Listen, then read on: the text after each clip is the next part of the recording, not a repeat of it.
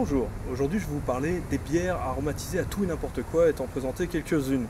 Je te parle pas des alcopops, hein, c'est des trucs pour les gamins. Tout le monde a déjà goûté des bières aromatisées aux fruits et après des fois ça goûte trop le fruit, ça goûte plus assez la bière, mais il y en a des fois pour d'autres ça goûte trop la bière et il y en a c'est juste le juste milieu, etc. Et effectivement hein, ça fait un peu bière de gonzesse, hein, mais en été quand il fait chaud, c'est rafraîchissant ce genre de bière. Bon oui, c'était une vidéo qui était faite pour sortir au début de l'été. J'ai traîné à l'affaire et maintenant c'est fini l'été et en plus j'ai l'impression qu'on a sauté une saison, qu'on est direct en hiver. Tu sais, moi par exemple j'aime bien la Radler au cactus. Ça goûte plus vraiment la bière mais c'est bien rafraîchissant. Les bières aromatisées à tout et n'importe quoi.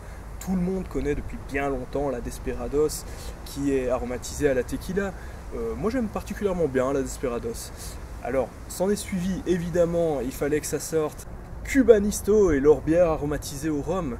Cubanisto qui fait souvent des éditions limitées pour que les gens qui ont la collectionnite comme moi se fassent avoir en collectionnant tout et n'importe quoi, en voulant les canettes édition limitée, les bouteilles édition limitée. Et de rien, une fois, j'ai vu une Desperados, j'ai pris une Desperados édition limitée.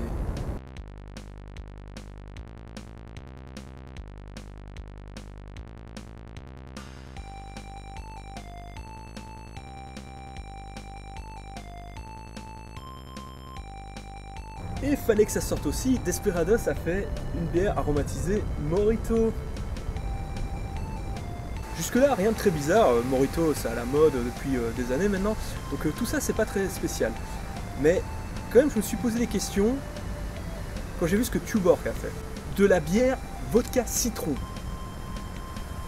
Déjà, le fait de mélanger ça à un autre alcool, la bière avec un alcool, c'est bizarre. Et alors, au niveau du résultat, hein, ben, ça goûte pas vraiment la bière. On a plus l'impression qu'on a affaire à une limonade citron. Mais c'est très désaltérant quand c'est bien frais en été, etc. C'est pas mauvais, mais t'as plus l'impression de boire de la bière. T'as vu, c'est mignon. Là, on voit que c'est fait à Strasbourg en France, mais c'est Tuborg et c'est des Danois, si je ne m'abuse. Et donc là-dessus, le sigle, il a un casque viking. Bon, tu fais le point, saloperie. Alors, Gordon, encore eux.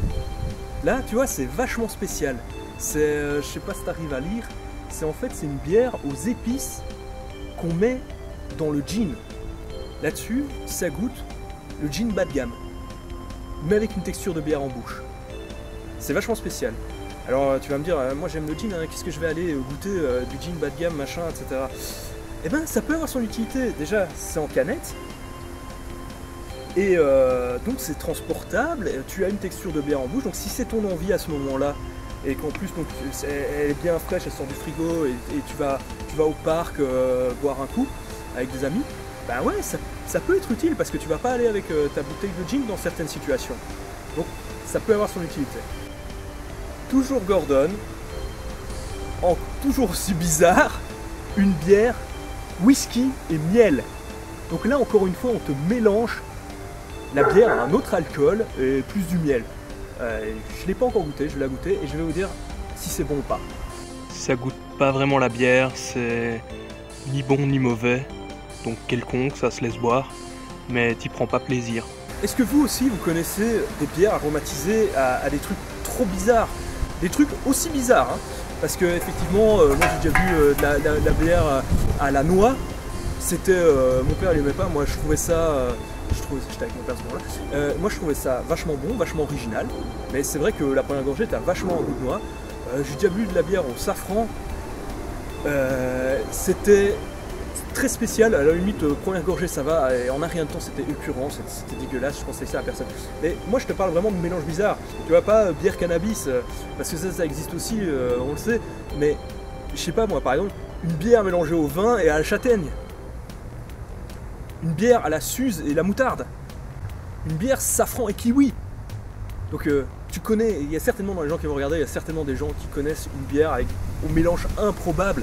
Donc si tu pouvais le dire dans les commentaires, et mieux encore, mettre un lien vers, vers cette bière, qu'on voit un peu la bouteille, l'étiquette, le concept, ce serait intéressant. En tout cas moi ça m'intéresse. Salut! Comme d'hab, tu peux liker, partager, t'abonner et même me faire un tips via Tipeee, comme ça je peux me payer des bières.